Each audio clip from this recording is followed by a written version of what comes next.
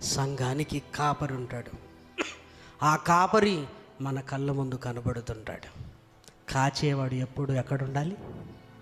ఎక్కడుండాలండి? ముందుండాలి.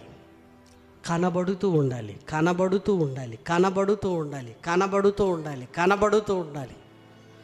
సంస్థల డైరెక్టర్లు ఎక్కడుంటారు? వాళ్ళు నీకు కనపడరు, నువ్వు సంవత్సరానికి ఒకసారి వాళ్ళకి కనపడాలి. సంవత్సరానికి ఒకసారి కనపడితే నిన్నేం కాస్తాడు?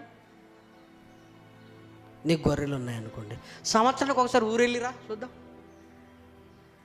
ఇంటి దగ్గర మనకు గొర్రెలు ఉన్నాయనుకోండి, మనం కాద్దాం. ఎలా కాస్తారు బ్రదర్ అంటే, ఏముంది బ్రదర్ సంవత్సరానికి ఒకసారి అలా వెళ్ళేసి వస్తాను అంటే, మరి నువ్వు లేనప్పుడు పరిస్థితి ఏంటి? తోడేలు రాదా? ఉన్నప్పుడే వస్తుంది.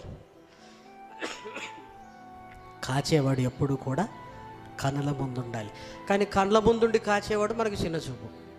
ఎందుకంటే రోజు మన ఇంటికి వస్తాడు కదా, రోజు ప్రార్థన చేస్తాడు కదా, మనల్ని గద్దిస్తాడు కదా. మనకెవరిష్టం? మనం ఏంటో వాళ్ళకి తెలియద్దు, వాళ్ళు ఏంటో మనకు తెలియద్దు. మనం వాళ్ళని పొగడాలి, వాళ్ళు మనల్ని పొగడాలి. ఇది కాయటమేనా? డబ్బా కొట్టుకోవటం. ఈరోజు చూడండి పరిస్థితి.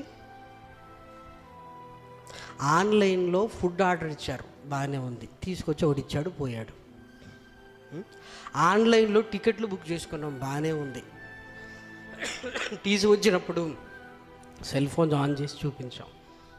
ఇప్పుడు ఆన్లైన్లో ఆరాధనలట. ఆన్లైన్లో ఏంటి? ఆరాధనలు. ఎటు వెళ్తున్నాం మనం? ఆన్లైన్లోనా? కాచేవాడు కళ్ళ ముందు ఉండాలి. తెర మీద ఉంటే ఏం కాస్తాడు నిన్ను? మళ్ళీ ఏమంటాడు? ఇదిగో నేను తెర మీద ఉండి మీకు వాక్యం చెప్తున్నాను, డబ్బులు మాత్రం వాట్సాప్లో పంపకండే, అవి మాత్రం ఒరిజినల్ పంపించేసేయండి. ఏంటిదంతా? మాయా. కాచేవాడికి విలువనివ్వండి ప్రియమైన వారలారా.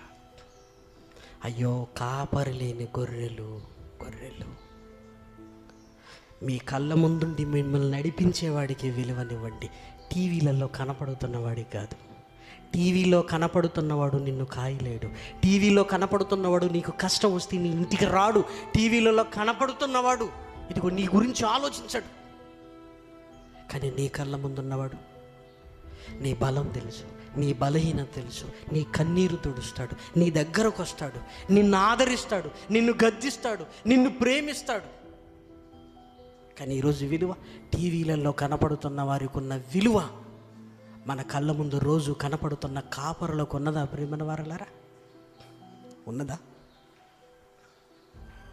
అపోస్తలుడైన పౌలు గారు మారాడు. నా పరిచర్య ఎలా ఉండాలి అని ఆలోచిస్తున్నాడు. ఎలా ఉండాలి, నేనేం చేయాలి, నా పరిచర్య ఎలా ఉండాలని ఆలోచిస్తూ ఒక నిర్ణయానికి వచ్చాడు. అదేంటో తెలుసా? యేసుక్రీస్తు సంఘాన్ని స్థాపించాడు. ఆయన సంఘాన్ని స్థాపించాడంటే అంతకంటే గొప్ప పరిచర్య ఇంకొకటి లేదు. ఆ సంఘము కొరకు క్రీస్తు పడిన పాట్లలో కొదువైన వాటి యందు నేను ఆ సంఘం కొరకు కష్టపడతాను. పౌలు గారు సంస్థ స్థాపించలేదు ప్రియమైన వారలారా.